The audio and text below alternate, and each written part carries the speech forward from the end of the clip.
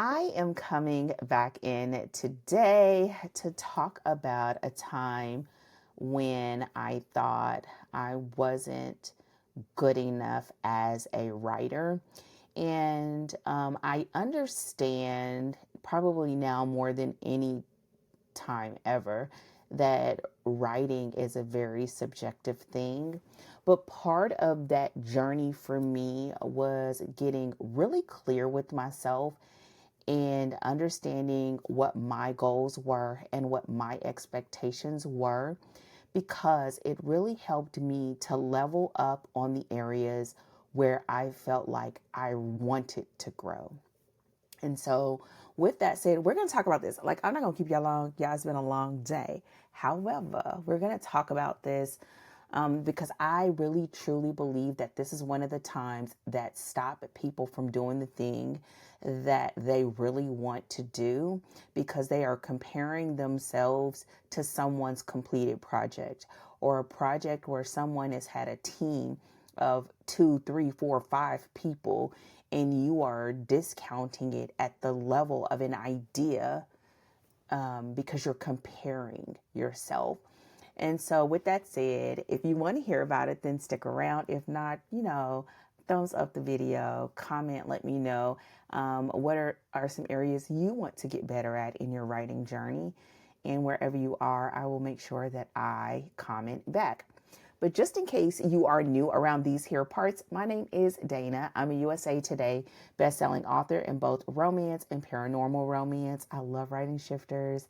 One of my favorite shifter books was a mermaid shifter. Yeah, love it. Really love werewolf shifters.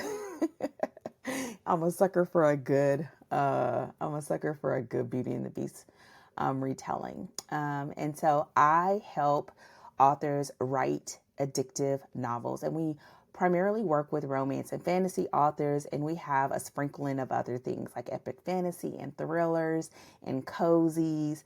But our goal is to help them to write novels that are addictive, and those are novels that readers can't help but to gobble up and share with their reading friends, and to build a profitable publishing career. So whether you are someone that is writing your first book, or you are leveling up in your author career, I'm here to help you write, launch, and sell with confidence. And so if we're talking about confidence, one of the places where you want to be the most confident is in your ability to write. And, this is one of those areas that can be very, very touchy. For me, as a person who had a career as a writer, I mean, that's what you do. As a lawyer, you think and you write. Before I went to law school, I was a paralegal. You think and you write, and you process a lot of documents. And before I was a paralegal, I was a financial advisor. Not as much writing, but a lot of thinking. And so when I came to writing, for me, it was an overflow of what I said in a previous story, that I just love romance novels. I love romance novels. And after reading so many and editing so many, I had this moment with my clients where, if y'all just did what I told you, I know you would sell more books. And so I decided to write a book myself, and that just started me on this path. And so I never really in the beginning had this moment where I was questioning or doubting my writing ability, because I was focused on knowing that if I could give people what they want, you can sell it. You can be okay and still sell it if you give them what they want and you're a clear storyteller. But I will say that there are times where, after being in a profession where it is meant to nitpick and it is meant to sort of like test you, and it wasn't always the easiest space to be in as a Black woman. So that in itself was already a test. So I don't know how I came to this conclusion, but it is one that I came to, which is I am not the best writer, and I am okay with that. And it was something that I had to really just sort of nail for myself. I'm not going to be the best writer. Listen, nobody's the best writer in the room. I don't care what nobody tell you. Most of the books that you think you love, it's this person plus 3, 4, 5 other people that are a part of that experience. And so it's really about what kind of storyteller are you? And that was the part that I wanted to get better about. And so I wanted to get better as a storyteller and as a person who was able to convey emotions with my words. And so whether it is intimacy, whether it is grief, whether it is pain, whether it is happiness, whether it is joy, and being able to exercise the full spectrum of the emotional chart and emotional growth through my words, and show how people via my characters can evolve. And so what I did as a writer was not focus on being the best writer, but being the best storyteller.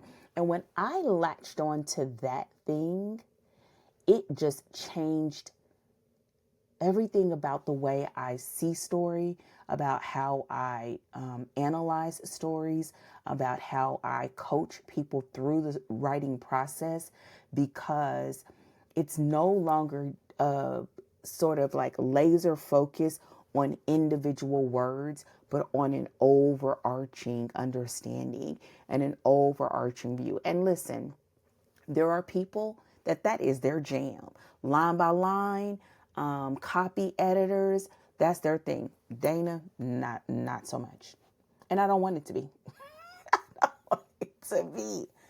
But when it comes to you having a sense of doubt, or even having a sense of maybe imposter syndrome, it's like you have to get to a place where you can be really honest with yourself and decide whether you're going to let that stop you. Because you always have a room to improve. If you aren't able to do it, then learn how to hire somebody that can. Right now, you have so many options that there are people who write manually, write with AI, write with ghostwriters, write as a collaboration, write as a team.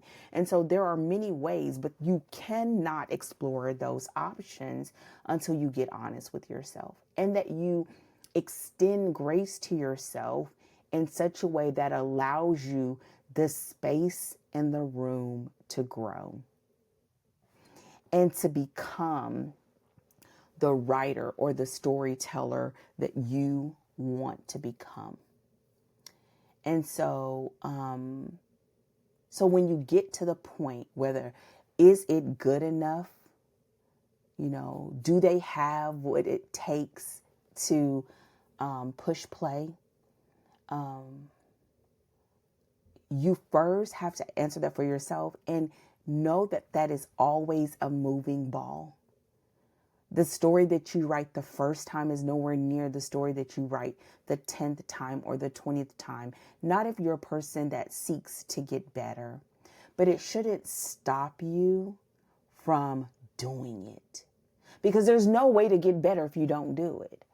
I think a lot of people do it in hiding and behind closed doors, and I get that, but I'm a person that has always, I get better by doing. Even as someone who runs a business and is a coach, I'm still writing not every day. I write most days. Most days, like this morning, I was up at 4 o'clock. I was writing by 5, right? And so it's because I'm committed to getting better. And so confidence comes by execution. And some days you're going to do a really great job. You're going to get all the 5 stars and the pats on the back. And then there are some days where you just won't.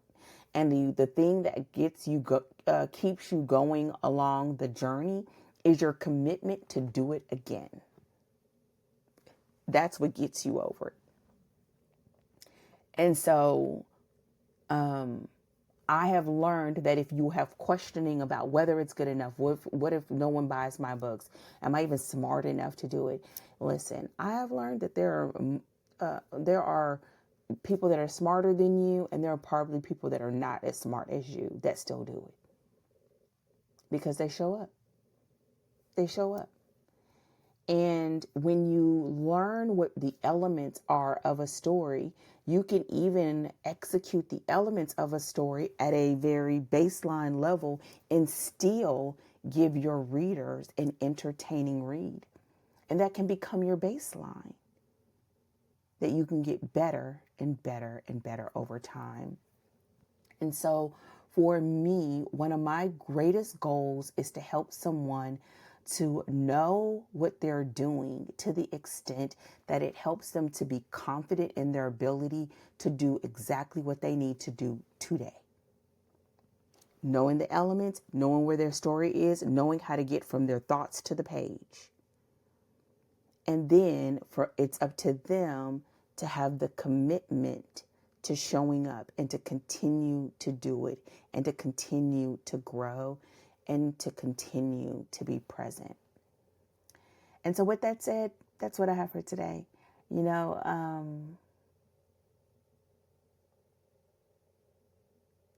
The only person that can keep you from it is you. Today we have so many options to be able to explore, but I'm not even talking about on the level of sharing it even 100% with the world. It's just about giving yourself permission to do, showing up and doing the work, and giving yourself grace and time to get to the place that you want to be. And then setting some sort of timeline or a stopping point when this manuscript is the best that it's going to be for this story. And then I'm going to take everything that I learned and apply it to the next story. And that's what can help you keep moving. And so with that said, your girl is out. Let me know in the comment section, what are some of the areas of writing that you maybe want to get better at? And have you made the commitment to do it? Even if it's not romance, or if it's a fantasy or devotional or a nonfiction book, or I don't know, your magnus opus, like the thing that you've always felt like you've been called to write. And what will it take for you to make that happen? What would you need to feel confident about executing and moving on that desire? I'm curious to find out what you say. For now, your girl is out. Have a fantastic morning, afternoon, evening, night, depending on when you're watching this. And I will see you all really, really soon. Take care and happy writing. Goodbye.